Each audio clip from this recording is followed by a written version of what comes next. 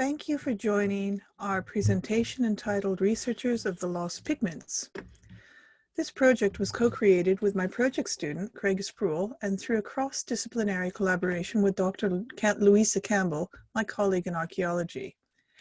Craig was tasked to create an outreach teaching resource designed to support advanced higher chemistry pupils, ensuring that it aligns with the ILOs of the SQA curriculum. Based on the success of my previous year's project focused on the historic dye moving, this project was also designed using POGIL constructs, gamification, and object-based learning. Louisa's research provides the theme of this project and shows how chemistry plays a crucial role in archaeology, specifically for this research in the chemical analysis of historic pigments found on Roman sculptures. This research has a local UK interest as it focuses on Roman sculptures found along both Hadrian's Wall and the Antonine Wall. The Antonine Wall was actually Rome's most northerly frontier and is marked by a massive turf rampart spanning the Fourth Clyde Isthmus. This spectacular distance stone from the easternmost portion of the Antonine Wall appears to be a barren stone devoid of any color.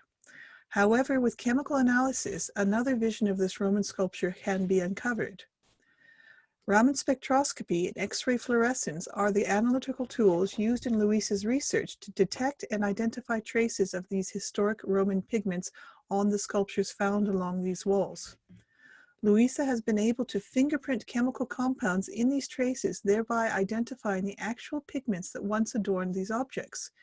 She has then been able to identify the colors once applied to these sculptures and digitally reconstruct them to show how, for example, this terrible scene of battle found on the Bridge Nest distance stone may once have been presented.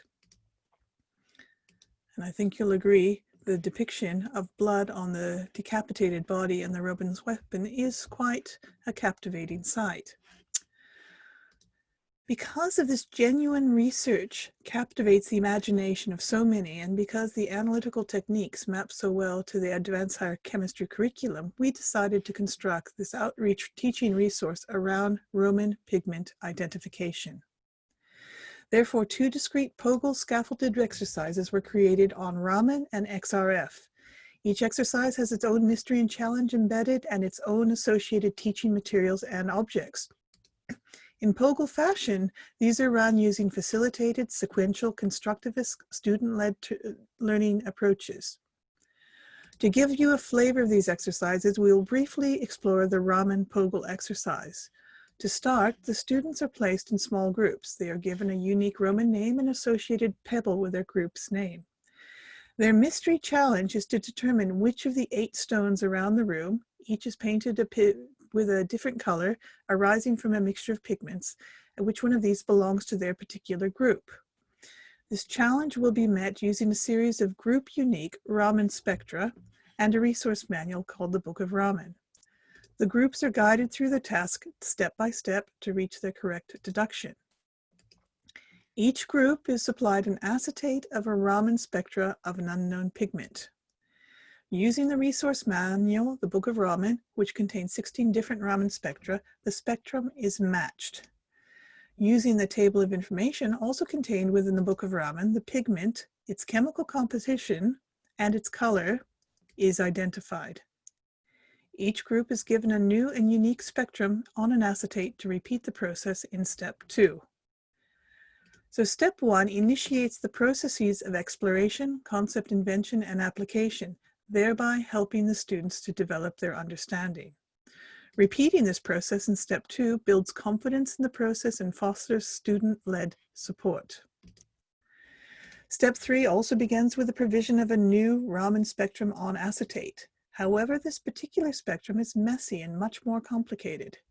Following the same procedure as before, the groups soon realize that there is no match for the spectrum in the Book of Raman. So what happens now? At this stage, the groups are left to their own devices and are told that they have sufficient information to be able to identify what is on the spectrum and to proceed with their challenge. The only hint given is the provision of a blank acetate and a pen.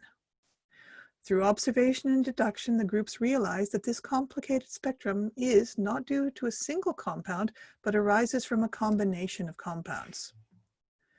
By overlaying their own acetates, they deduced that the messy spectrum actually includes the data from the first two compounds, as well as that of an unknown third compound.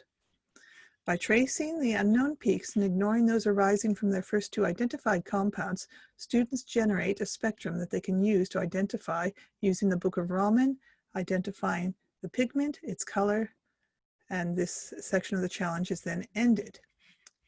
So the reasoning skills used in steps 3 and 4 support the development of higher order critical thinking, since the students must apply previously learned ideas to new concepts and practice creative problem solving.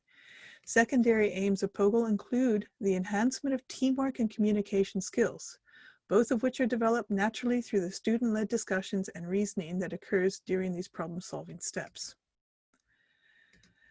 This POGIL Raman exercise draws to a close with a culmination of the challenge. Which painted stone around the room represents their particular group's pigment mixture? To date, by using the Raman spectra and the supporting database of information, each group has identified their 3 unique pigments and each of their associated colors. The next step requires the students to mentally combine these colors using their knowledge of color chemistry and the color wheel to generate the color of their particular pigment mixture. This allows them to meet their challenge and identify their painted stone from the field of 8. They indicate their conclusions by placing their group's name pebble next to their painted stone. This indicates a closure of the challenge. The deductions and processes are reconfirmed and discussed as a class, this being an important step of POGIL. So what I've shown you is a snippet of the entire, is just a snippet of the entire teaching unit that was developed. We trialed the complete teaching unit with 38 students, and there was very positive feedback both from students and the teachers. The students stated that, not surprisingly, they learned a completely new area of chemistry, and then they felt that there was improvement in both their problem solving and communication skills. Furthermore, they enjoyed it. The teachers also felt that this supported the curriculum and hopefully that this would support their students in their exams. Sadly, we were unable to assess this due to the cancellation of the exams. So as you can see, POGIL has been key to my successful development of 2 outreach teaching units thus far. I hope you have taken some inspiration in seeing how it can be applied to the creation of teaching resources across other disciplines and topics and different learner levels. I would like to highlight our intention to develop these units further in order to provide complete resource packs for independent and confident use by teachers. The importance of student co-creation in these projects cannot be overstated. It has been a real privilege to work with Craig, and I wish him the best with his various career plans. I hope to be flying soon with you, Captain Sproul, sorry, Craig. Furthermore, the importance of cross-disciplinary collaboration with good colleagues is also vital to the creative process. It has been a joy to work with Louisa.